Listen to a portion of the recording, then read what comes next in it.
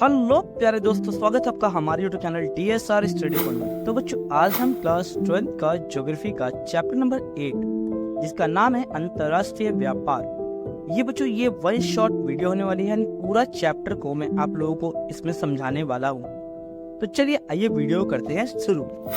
बात करते हैं बच्चों सबसे पहले व्यापार के बारे में। तो बच्चों, व्यापार का अर्थ होता है वस्तुओं और सेवाओं का क्रय विक्रय, अर्थात खरीदना और बेचना।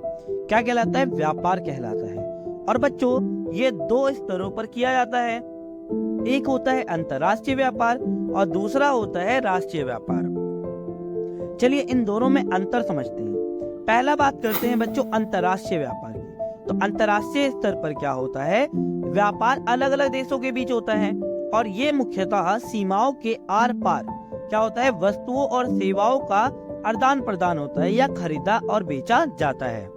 अंतर्राष्ट्रीय व्यापार कोई भी देश तभी करता है जब किसी वस्तु को अपने देश में स्वयं वो नहीं बना सकता या उन्हें सस्ते दामों पर अन्य देशों में वस्तु से मिल जाती है।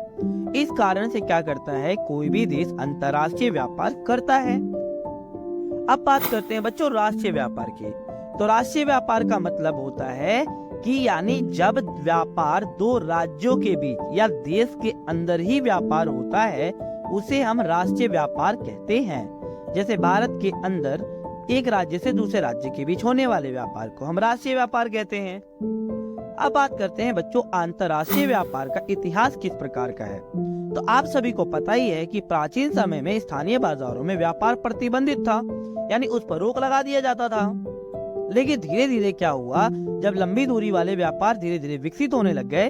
उदाहरण के लिए आप लोगों ने सुना होगा रेशम मार्ग के बारे में, ठीक है ना, जिसे सिल्क रूट के नाम से भी जाना जाता है। अगर रेशम मार्ग की बात की जाए बच्चों तो ये 6000 किलोमीटर लंबा था, ठीक है, जो रोम को चीन से जोड़ता था। यानी रेशम मार्ग क्या करता था बच्चों, रोम को चीन से जोड़ता था। व्यापारियों ने इस मार्गों से क्या किया था, चीनी रेशम, रोमन ऊन और धातुएं आदि का क्या करते थे, ये देश क्या करते थे, परिवहन किया करते थे। लेकिन क्या हुआ, 15वीं शताब्दी में पहले तो व्यापार वस्तुओं का होता था, लेकिन 15वीं शताब्दी में धीरे धीरे क्या होने लग गया बच्चों, दास व्यापार का उदय होने लग गया, जिसमें जो पुर्तगाली थे, डच थे, स्पेन थे या अंग्रेज या ब्रिटिशियस थे, ये लोग क्या करते थे, अफ्रीका के मूल निवासियों को पकड़ लिया करते थे और अमेरिका में क्या करते थे, ऊंचे दामों पर इन क्या करते थे, दासों को बेच दिया करते थे। रेशम मार्ग के जरिए चीन की रेशम, कहा बच्चों, रोम की ऊन, क्या हुआ बच्चों, रेशम मार्ग के द्वारा चीन की रेशम और रोम का ऊन भारत और मध्य एशिया के रास्ते क्या होने लग गया, इनका व्यापार होने लगा था। और अफ्रीका से दासों को पकड़ पकड़ कर अमेरिका में बेचा जाता था। औद्योगिक क्रांति के समय विनिर्मित वस्तुओं का व्यापार होने लगा था। यानी पहले प्राथमिक उत्पादों का क्रय विक्रय होता था, लेकिन औद्योगिक क्रांति के बाद विनिर्मित वस्तुओं का व्यापार होने लगा था। इसका सबसे अच्छा उदाहरण कौन सा है बच्चों, विश्व व्यापार संगठन, जिसे हम WTO के नाम से जाना जाता है। आधुनिक युग में पत्तनों ने सबसे महत्वपूर्ण भूमिका बना रखी है व्यापार के लिए, ठीक है ना, क्योंकि भारत का नहीं बल्कि विश्व का अधिकांश व्यापार इन पत्तन या बंदरगाहों द्वारा ही संपादित होता है। अब बात करते हैं बच्चों व्यापार के यानी अंतर्राष्ट्रीय व्यापार के 3 महत्वपूर्ण पक्ष होते हैं बच्चों, ठीक है, जिसे पहला होता है व्यापार का परिमाण, दूसरा होता है व्यापार संयोजन और तीसरा होता है व्यापार की दिशा। चलिए इसके बारे में हम डिस्कस करते हैं, क्या विस्तार पूर्वक समझते हैं। पहला बच्चों बात करते हैं व्यापार के परिणाम के बारे में। यानी व्यापार का परिमाण का अर्थ क्या होता है कि जो व्यापार की गई वस्तुएं यानी जो बेची गई वस्तुओं का जो वास्तविक तोल है उसे व्यापार का परिमाण कहते हैं। और आप सभी को पता ही होगा कि सभी प्रकार की व्यापारिक सेवाओं को तोला नहीं जा सकता, ठीक है, इसलिए व्यापार की वस्तुओं और सेवाओं के कुल मूल्य यानी जितना प्रॉफिट हुआ है, कुल मूल्य को क्या कहते हैं बच्चों, व्यापार का परिमाण कहते हैं। और इसी के साथ हमारा दूसरा है व्यापार संयोजन। व्यापार संयोजन का बच्चों अर्थ क्या होता है, यानी आयातित और निर्यातित वस्तुओं और सेवाओं के प्रकार में हुए परिवर्तन को हम व्यापार संयोजन कहते हैं। अब जरूरी तो नहीं है ना कि भारत केवल मसालों का ही दूसरे देशों में निर्यात करता हो, ठीक है ना, या केवल मसाले, अन्य वस्तुएं भी तो थी, जैसे चीनी का भी तो भारत निर्यात करता है, ठीक है ना। और इसके साथ साथ जरूरी तो नहीं है कि हम केवल बहुत ही लिमिटेड चीजें ही दूसरे देशों से मंगाते हों, ठीक है ना। बहुत सारी चीजें हम क्या करते हैं, अन्य देशों से मंगाते हैं, और भारत से क्या होता है, बहुत सारी चीजें दूसरी दुनिया में जाता है या अलग अलग देशों में जाता है। तो यानी इन्हीं आयातित और निर्यातित की गई वस्तुओं और सेवाओं के परिवर्तन को हम व्यापार संयोजन कहते हैं। उदाहरण के लिए समझते हैं बच्चों, जैसे पिछली शताब्दी में अगर शुरुआत में देखा जाए तो प्राथमिक उत्पादों का व्यापार होता था। प्राथमिक उत्पादों का मतलब क्या होता है, जैसे आपका जैसे पशुपालन संबंधी जो उत्पाद होते हैं, ठीक है ना, कृषि उत्पाद हो गए, इन सब चीजों का व्यापार हुआ करता था। लेकिन धीरे धीरे क्या हो गया बच्चों, निर्माण क्षेत्र की वस्तुओं का अधिपत्य हो गया, अर्थात जो विनिर्मित वस्तुएं होती थी, जैसे पहले गन्ना, अब गन्ने से चीनी बना, तो चीनी का क्या होने लग गया, व्यापार होने लग गया, ठीक है ना बच्चों। तो अब क्या हुआ, निर्माण क्षेत्र में क्या हो गया, वस्तुओं का अधिपत्य होने लगा था। और अगर वर्तमान में देखा जाए तो सेवा सेक्टर, अर्थात जो सेवा क्षेत्र में भी तेजी से बढ़ रहा है, अर्थात क्या है बच्चों, तृतीयक जो क्षेत्र है उसमें लगातार क्या हो रहा है, विस्तार होता जा रहा है। अब बात करते हैं व्यापार की दिशा। व्यापार की दिशा का मतलब क्या है बच्चों, पहले जो विकासशील देश हुआ करते थे वो कीमती और शिल्प कला की वस्तुओं को क्या करते थे बच्चों, निर्यात करते थे, यानी दूसरे देशों में बेचा करते थे। लेकिन 19वीं शताब्दी में क्या हुआ, जो ये यूरोपीय देशों ने क्या किया, विनिर्माण की जो वस्तुएं होती थी या विनिर्मित वस्तुएं होती थी, उनको अपने उपनिवेशों से खाद्य पदार्थ व कच्चे माल के बदले निर्यात करना शुरू कर दिया था। अगर वर्तमान में देखा जाए, वर्तमान में भारत ने विकसित देशों के साथ प्रतिस्पर्धा अर्थात कंपटीशन करना शुरू कर दिया है, और आज चीन तेजी से व्यापार करने वाला सबसे पहला देश हो चुका है। यानी अन्य सभी चीजों का व्यापार कौन करता है, चीन करता है, ठीक है ना। ज्यादातर चीजों का तो निर्माण करता ही है चीन, ठीक है बच्चों। अब बात करते हैं व्यापार संतुलन की। तो बच्चों व्यापार संतुलन क्या अर्थ क्या होता है बच्चों, यानी एक देश दूसरे देश को कुछ वस्तुएं और सेवाएं भेजता है, ठीक है बच्चों, या कुछ वस्तुओं या सेवाओं को अपने देश में मंगाता है, तो इन आयात और निर्यात की गई वस्तुओं के अंतर को क्या कहते हैं बच्चों, हम व्यापार संतुलन कहते हैं। इसके साथ साथ व्यापार संतुलन की ये तो अभी डेफिनेशन की बात हो गई। अगर व्यापार संतुलन की बात की जाए तो व्यापार संतुलन बच्चों दो प्रकार का होता है। पहला होता है ऋणात्मक संतुलन और दूसरा होता है धनात्मक संतुलन। चलिए इसके बारे में बात करते हैं। पहला बात करते हैं व्यापार संतुलन के प्रकार, यानी ऋणात्मक संतुलन की बात करते हैं। तो बच्चों ऋणात्मक संतुलन का अर्थ क्या होता है, ऋणात्मक का मतलब होता है नेगेटिव, ठीक है ना।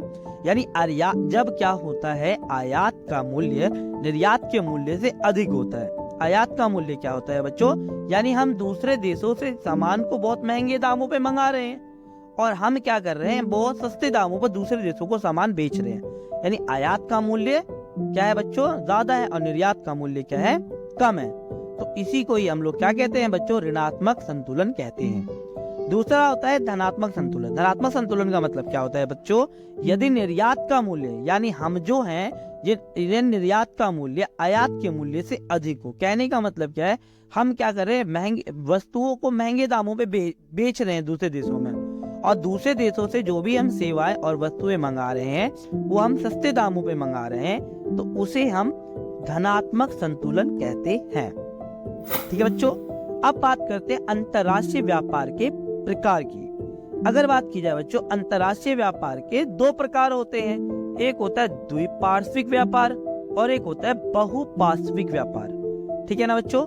द्विपार्श्विक व्यापार का अर्थ क्या होता है, जब दो देश द्वारा एक दूसरे के साथ किया जाने वाले व्यापार को द्विपार्श्विक व्यापार कहते हैं। जब दो देश क्या करते हैं, एक दूसरे के साथ व्यापार करते हैं, उसे हम द्विपार्श्विक व्यापार कहते हैं। और जब बहुत से व्यापारिक देश क्या करते हैं बच्चों, एक साथ मिलकर मतलब व्यापार करते हैं, उसे बहुपार्श्विक व्यापार कहा जाता है। तो ये बच्चों प्रकार होते हैं अंतर्राष्ट्रीय व्यापार के। अब बात करते हैं बच्चों मुक्त व्यापार, किसके बच्चों बारे में, अब बात करते हैं मुक्त व्यापार के बारे में। तो क्या होता है बच्चों मुक्त व्यापार का मतलब, जब दो देशों के मध्य क्या होता है, व्यापारिक बाधाएं हट जाती हैं। यानी जो व्यापारिक बाधाओं का मतलब क्या होता है, व्यापार संबंधी जब प्रतिबंध दो देशों के मध्य हट जाते हैं तो उसे हम मुक्त व्यापार कहते हैं, ठीक है ना। जैसे उदाहरण के लिए जो सीमा शुल्क होता है, ये जो टैक्स होता है एक देश से दूसरे देशों के बीच, अगर सीमा शुल्क जिसे होता है, ठीक है, अगर उसे मुक्त कर दिया जाए तो उसे हम क्या कहें, मुक्त व्यापार कहते हैं। अब मुक्त व्यापार के बच्चों गुण भी होते हैं और दोष भी होते हैं। चलो पहले बात करते हैं मुक्त व्यापार के गुण के बारे में। यानी अगर मुक्त व्यापार होगा, अगर किसी प्रकार का प्रतिबंध नहीं होगा, तो घरेलू उत्पादों एवं सेवाओं को अंतर्राष्ट्रीय प्रतिस्पर्धा मिलेगी। यानी अंतर्राष्ट्रीय स्तर पर जो घरेलू स्तर पर जो बनने वाली वस्तुएं और सेवाएं हैं, ये अंतर्राष्ट्रीय स्तर पर ये कंपटीशन कर पाएंगी।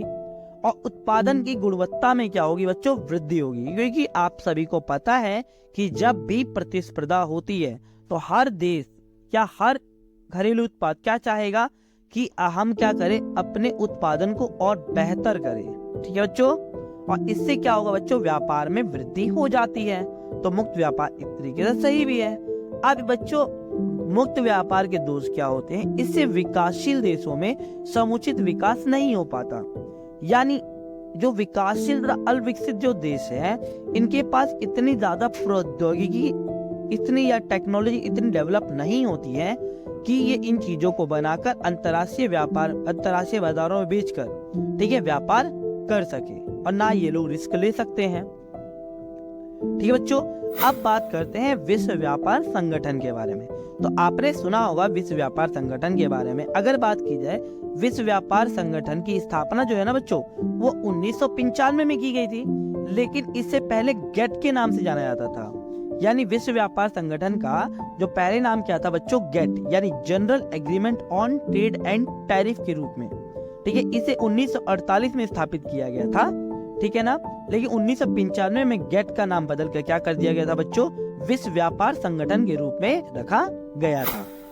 अब बात करते हैं बच्चों, आखिर विश्व व्यापार संगठन के उद्देश्य या कार्य क्या है। तो बच्चों याद रखना, विश्व व्यापार संगठन एकमात्र एक ऐसा अंतर्राष्ट्रीय संगठन है जो व्यापार संबंधी क्या करता है, विवादों का निपटारा करता है। और ये संगठन क्या करता है, दूर संचार और बैंकिंग जैसी जो सुविधाएं होती हैं वो क्या करता है बच्चों, देशों को उपलब्ध कराता है। ठीक है ना, व्यापार संबंधी नियम बनाता है, व्यापार संबंधी विवादों का समाधान भी करता है। कौन, विश्व व्यापार संगठन।